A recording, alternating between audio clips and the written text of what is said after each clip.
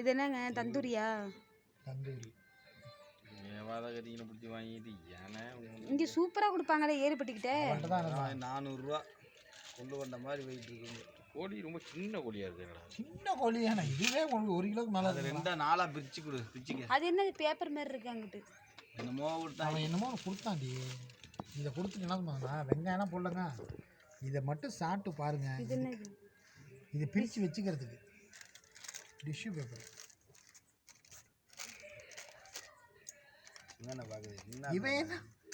இவன் ஒரு பாருங்க.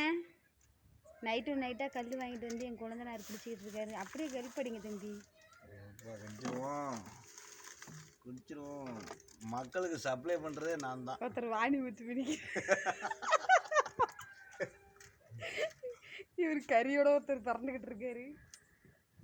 மக்களுக்கு சப்ளை பண்ணுறதே நான் தான். இதுலேயும் மசாலா நல்லா இருக்கா? செம்மையாக இருக்கு.